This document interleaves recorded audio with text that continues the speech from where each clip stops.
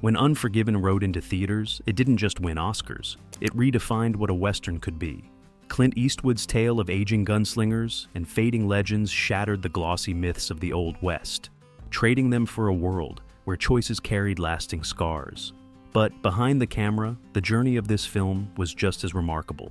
From forgotten scripts and casting surprises to on-set accidents that shaped entire scenes. Here are 25 secrets about Unforgiven you've never heard before. Number 1. The script Eastwood forgot. Buried in a drawer for nearly a decade, the story that would become Unforgiven might have never seen the light of day. Screenwriter David Webb Peoples first finished the script in 1976, a time when Hollywood was not looking for such a bleak and reflective Western. Peoples sent it around, but despite praise for its sharp writing, studios passed. Eventually, a copy made its way to Clint Eastwood. Instead of rushing to film it, Eastwood did something unusual. He held onto the screenplay, untouched. He later explained that he wasn't old enough yet to play William Money convincingly. The character's weariness, regrets, and moral conflict required an actor who had lived more life. Eastwood knew that in his 40s, he couldn't embody the role the way it deserved. By the time he rediscovered the script in the late 1980s, enough years had passed.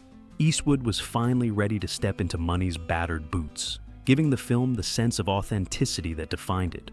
That patience and his refusal to tamper with the story turned what could have been an overlooked Western into a timeless classic. Number 2. Coppola's Lost Western. Long before Clint Eastwood turned Unforgiven into a modern classic, another Hollywood giant almost brought the story to the screen. The script caught the attention of Francis Ford Coppola, still riding high from the success of The Godfather and Apocalypse Now. Coppola admired David Webb Peoples' screenplay for its raw and unflinching take on the Western myth, but the timing wasn't right. The industry was leaning toward bigger, flashier projects, and he eventually let it go. Had Coppola followed through, the film might have looked very different. Known for his sweeping visuals and operatic storytelling, he may have leaned into the mythic grandeur of the Old West rather than the stripped-down realism that Eastwood favored. The somber mood, quiet pacing, and restrained performances we know today could have been lost in a more stylized approach. This near miss only underscores how much timing shapes film history. Coppola's passing interest left the door open for Eastwood, who waited until he was the right age to play William Money. In the end, the delay gave the story the perfect partner, ensuring Unforgiven became the film it was meant to be. Number 3. Titles too brutal to use. Before it was called Unforgiven, the film nearly carried names so harsh that Hollywood executives wouldn't touch them. Early drafts circulated under titles like The Cut Whore Killings and The William Money Killings. These names reflected the script's raw violence and unflinching look at brutality, but they risked pushing audiences away before even reaching the theater. Clint Eastwood understood that the story was more than bloodshed. It was about memory, regret, and the weight of choices that can't be undone. By renaming the film Unforgiven, he shifted the focus from shocking imagery to the universal theme of guilt and redemption. The new title carried an elegance and mystery that matched the film's mood. It invited viewers to ask, who exactly was Unforgiven? William Money, the people he killed, or society itself? That ambiguity helped transform the film from a grim Western into a timeless reflection on morality. Number 4. The opening cut forever. The first version of Unforgiven didn't open with silence and mystery. Instead, it began with a voiceover explaining William Money's past, spelling out his violent history before the story even started. It was the kind of introduction Hollywood often relied on, ensuring no detail slipped past the audience. Clint Eastwood saw it differently. He believed the power of the film came from what wasn't said. By cutting the narration, he allowed the images to speak for themselves. The lonely house against the horizon, the silhouette of a widower digging in the fading light. Viewers were drawn in, not by explanation but by atmosphere. This bold decision set the tone for the entire film. From the first moment, the audience felt unsettled, searching for answers, forced to lean into the quiet. The lack of hand-holding gave Unforgiven an air of unease, preparing us for a story where morality was never simple and answers were rarely clear. Number 5. Eastwood cut his mom's cameo. Not every director would cast their own mother, but Clint Eastwood gave his 80-year-old mom, Ruth, a small part in Unforgiven. She filmed a brief appearance during a train station scene, bringing a personal touch to the production. Yet, when it came time to edit, Eastwood made a difficult choice. The scene slowed the pacing and disrupted the flow of the story. So, he decided to leave it on the cutting room floor. Even with family involved, his loyalty was always to the rhythm and integrity of the film. Though her cameo never reached theaters, Ruth still became part of Unforgiven's legacy.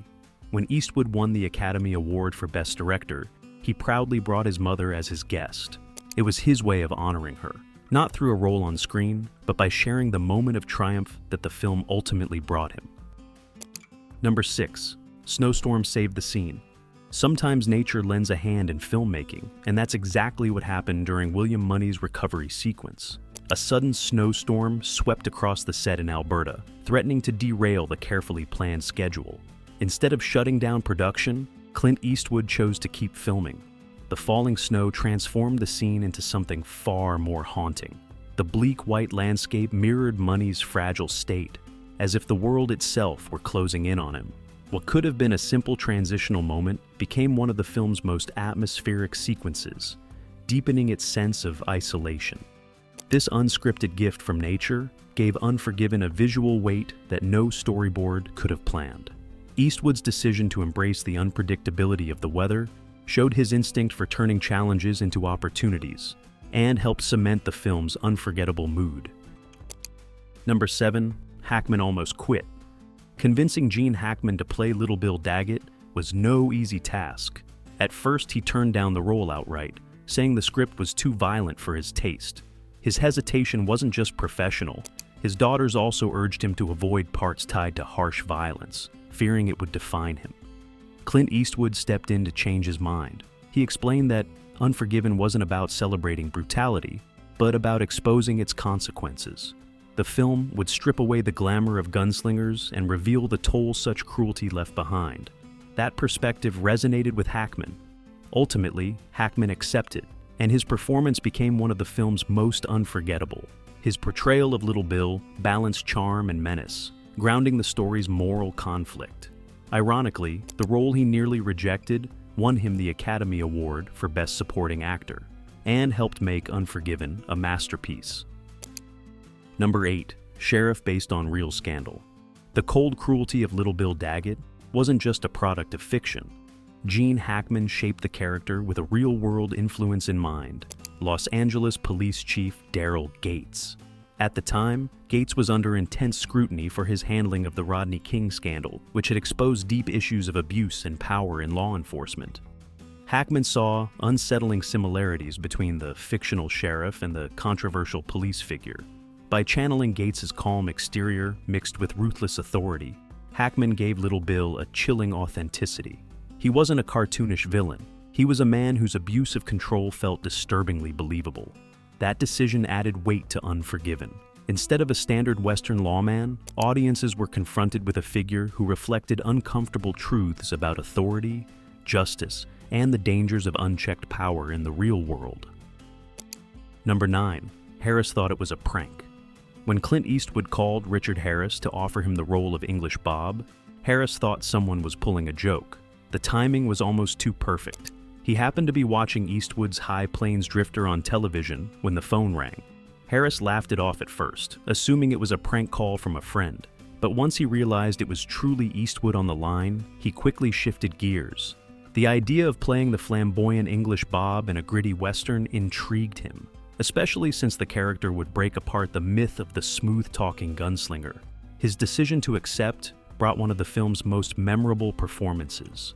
Harris infused English Bob with equal parts charm, bluster, and vulnerability, creating a character who perfectly embodied Unforgiven's theme of exposing false legends. What began as a mistaken prank became a career highlight. Number 10. The accent slip that stayed. Sometimes the most revealing moments happen by accident. During a scene as English Bob, Richard Harris suddenly slipped from his polished aristocratic accent into a rough Cockney tone. It wasn't scripted at all. Harris improvised the moment on instinct. The slip exposed English Bob as a fraud, someone pretending to be more refined than he really was. Eastwood loved the touch and kept it in the final cut. It fit perfectly with the film's central theme, stripping away myths and revealing the flawed, human truth underneath. What could have been a minor mistake turned into a defining character detail. That one unscripted accent change captured the heart of Unforgiven, showing that legends, no matter how glamorous, are built on shaky ground. Number 11. Freeman asked for his role. Not every part in Unforgiven was carefully assigned by the director. Morgan Freeman actually sought out the role of Ned Logan himself. After hearing about the project from Kevin Costner, Freeman became intrigued and reached out to Clint Eastwood directly. Eastwood didn't hesitate. He knew Freeman's presence would bring warmth, wisdom, and balance to the otherwise grim story. The actor's calm strength gave Ned Logan a unique weight, making him the moral compass of the film. Without Freeman, the character could have easily been overshadowed by Eastwood's and Hackman's larger-than-life performances. By pursuing the role on his own, Freeman not only secured one of his most memorable parts, but also ensured that Unforgiven had a grounding presence. His decision to step forward shaped the emotional core of the film in ways no casting director could have predicted. Number 12. A Town Built from Nothing. Instead of recycling old Western sets, Clint Eastwood wanted the town of Big Whiskey to feel alive and believable. To achieve that, the crew constructed the entire town from scratch on location in Alberta, Canada. Nothing was fake. The saloon doors swung properly, the jail had real bars, and even the plumbing worked. This authenticity gave the actors an environment they could fully inhabit, rather than pretending against a hollow backdrop. When characters walked down the muddy streets or slammed a door, it carried a weight that could only come from real craftsmanship. The result was a town that felt less like a movie set and more like a forgotten corner of the Old West, captured in time. That sense of eerie realism added to the film's haunting atmosphere and helped immerse audiences in the harsh world of Unforgiven. Number 13. Eastwood's old TV boots. Sometimes the smallest details carry the deepest meaning. For Unforgiven, Clint Eastwood slipped on a pair of boots that held decades of history. They weren't just any props pulled from wardrobe. They were the very same boots he wore during his early television days on Rawhide in the late 1950s. This choice wasn't made for nostalgia alone. By wearing those boots, Eastwood connected his legendary rise as a Western star to the somber farewell tone of Unforgiven. It was as if the same leather that carried the young trailhand now carried the older, broken gunfighter, William Money, closing a full circle in Eastwood's career. Fans often miss this subtle costume decision, but for Eastwood, it symbolized something greater. His journey from bright-eyed cowboy to weary outlaw reflected the evolution of the Western itself, from romantic tales of frontier heroism to darker meditations on violence and consequence. Those boots weren't just wardrobe. They were history walking one last trail. Number 14. The script that stayed white. In Hollywood, it's normal for scripts to go through wave after wave of colored revisions, each rewrite marked by a new page color until the script looks like a rainbow. But Unforgiven was different. From the moment Clint Eastwood picked up David Webb Peoples' screenplay, he made a decision. He would film it exactly as written. When Frances Fisher, who played Strawberry Alice, first received her copy, she was stunned. The entire script was printed on plain white pages, untouched by the usual process of endless rewrites. What Eastwood had was what the cast and crew would work with. That rare commitment created a sense of confidence and clarity on set. Everyone knew they were building toward a singular vision, not a shifting one. The all-white script became a symbol of Eastwood's respect for people's work, and proof of his own belief that the story was already perfect in its raw form. Number 15. Almost no music at all. Silence can be more powerful than sound, and Clint Eastwood nearly pushed that idea to the extreme with Unforgiven. Early in production, he considered releasing the film with no score whatsoever, relying instead on the weight of pauses, footsteps, and the raw sounds of the frontier to carry the story. In the end, Eastwood decided a touch of music was needed, but only barely. The final film features a sparse score, anchored by the gentle piano piece known as Claudia's Theme. This melody, composed by Eastwood himself, represents Money's late wife and adds a fragile layer of humanity to the otherwise grim tale. By holding back on grand orchestration, Eastwood gave audiences a stark and intimate soundscape. The quiet made every gunshot more jarring, every word more cutting, and every silence more haunting. It was proof that restraint can be as powerful as excess when telling a story. Number 16. Inspired by Taxi Driver. The tone of Unforgiven didn't appear out of thin air. Screenwriter David Webb Peoples found inspiration in two very different films. From Martin Scorsese's Taxi Driver, he borrowed the raw sense of violence that felt unpredictable and unglamorous, stripping away any romantic notions about tough men with guns. The second influence came from The Shootist, the John Wayne classic about an aging gunfighter facing his mortality. That film's somber meditation on the end of an era resonated deeply with Peoples, who wanted to explore similar themes through William Money. By blending these two sources, Peoples created a script that was both psychologically unsettling and emotionally poignant. The result was a Western that felt modern in its honesty, yet timeless in its themes, reshaping how audiences viewed the genre. Number 17. Eastwood's one-take trick. Efficiency was always Clint Eastwood's trademark as a director, and Unforgiven was no exception. Unlike many filmmakers who demand multiple takes for every shot, Eastwood often went with the very first one. His reasoning was simple. Actors tend to deliver their most natural, unforced performances before repetition wears them down. This approach saved both time and money, which mattered on a mid-budget film like Unforgiven. More importantly, it gave the film an authentic edge. The dialogue felt lived in, the reactions unpolished, and the tension immediate. Exactly the tone Eastwood wanted. Some actors initially found the pace intimidating, worrying they wouldn't get another chance. But most came to appreciate his trust in them. In the end, this one-take style reinforced the film's raw, unsentimental atmosphere, setting it apart from more polished Hollywood westerns. Number 18. Eastwood wrote the theme.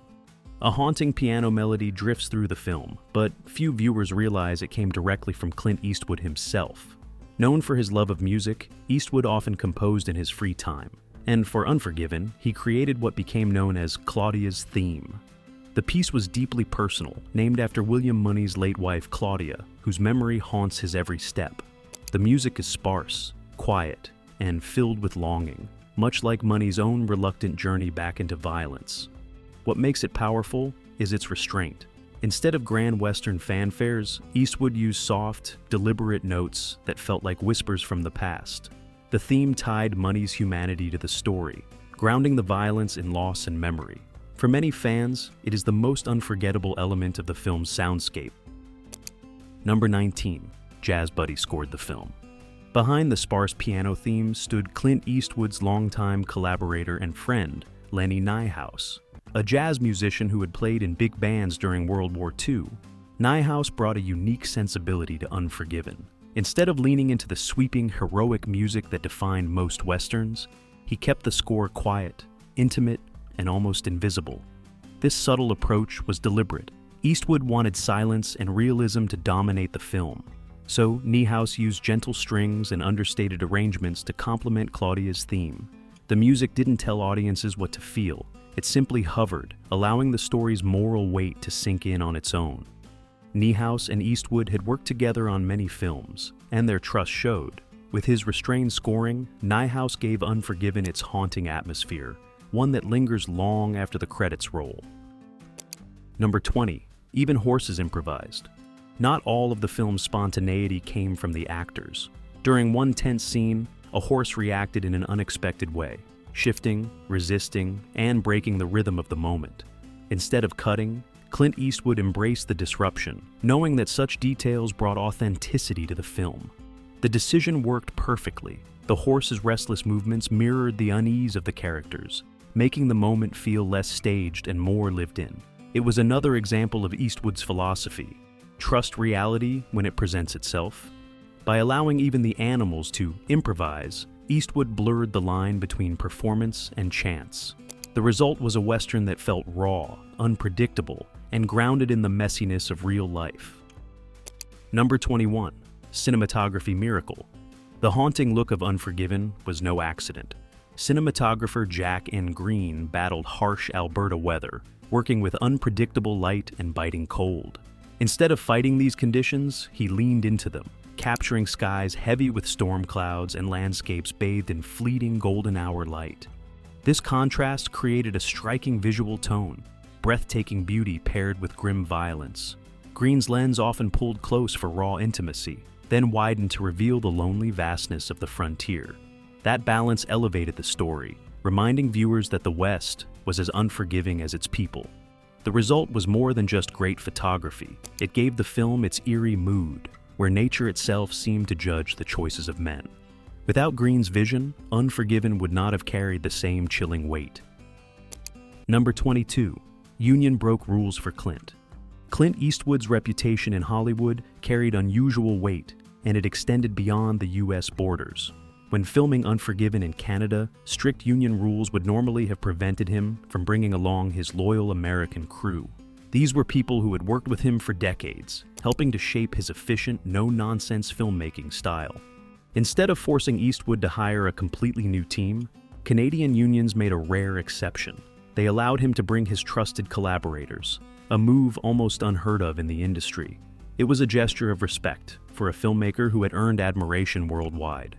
This decision not only ensured Eastwood's comfort on set, but also preserved the film's consistent tone. Surrounded by people who understood his rhythm and methods, Eastwood could work smoothly, keeping Unforgiven on time, on budget, and true to his vision. Number 23. $14 million film made $159 million. At first glance, Unforgiven wasn't designed to be a blockbuster. With a modest budget of just $14.4 million, it was small compared to the flashy studio productions of the early 1990s. Clint Eastwood focused on storytelling, atmosphere, and character, not big effects or wide commercial appeal. But the gamble paid off beyond expectations. When the film hit theaters, it steadily grew in momentum, eventually grossing over $159 million worldwide. Its success stunned critics and studios alike, proving that a thoughtful, slow-burning Western could triumph at the box office in an era dominated by action and spectacle. This financial victory was more than numbers. It showed that audiences still craved powerful stories that challenged the myths of the Old West. Eastwood not only made a masterpiece, he made one that redefined what a successful Western could look like. Number 24. Critics hated it first. When Unforgiven first reached audiences, not everyone recognized its brilliance. Early critics complained it was too bleak, too slow, and too far removed from the thrilling gunfights that had long defined Westerns. Some even doubted Clint Eastwood's choice to play a broken-down outlaw instead of the heroic cowboy he had once embodied. But as weeks passed, the film's quiet power became undeniable. Word of mouth spread, drawing in more viewers who connected with its raw humanity and moral depth. By the end of awards season, the same film some dismissed as dull had become the centerpiece of Hollywood's highest honors. Winning 4 Oscars, including Best Picture and Best Director, the film's reversal of fortune was as dramatic as its story. What started as skepticism turned into universal praise, cementing Unforgiven as one of the greatest Westerns ever made. Number 25. The Samurai Remake. Decades after Unforgiven redefined the Western, its story found new life in Japan. In 2013, actor Ken Watanabe starred in Urusarazaru Mono, a remake that transported the tale to the Meiji era. Guns were replaced with samurai swords, and the dusty plains of the American West became the misty landscapes of northern Japan. What made the adaptation striking was how well the themes carried across cultures. Questions of honor, redemption, and the cost of violence felt just as powerful in a samurai setting as they had in the original. The story's universal weight proved it wasn't just about cowboys and outlaws. It was about humanity itself. Clint Eastwood himself gave the remake his blessing. For fans, it was proof that Unforgiven had transcended its genre, becoming a global story whose echoes could be felt far beyond the Western frontier. Unforgiven was more than just a Western. It was Clint Eastwood's reckoning with violence, myth, and mortality. The film dismantled the legend of the noble gunslinger, replacing it with something more haunting and human. By weaving together gritty realism, moral ambiguity, and unforgettable performances, it closed the book on the Old West while elevating Eastwood as one of cinema's greatest storytellers. Its legacy has endured for decades, inspiring filmmakers across genres and proving that even a genre once thought past its prime could deliver timeless, powerful stories. Today, It stands as one of the definitive works of modern American cinema. If you enjoyed discovering these secrets, don't forget to like and subscribe for more deep dives into iconic films. Which of these secrets surprised you most? Or have you seen the Japanese remake?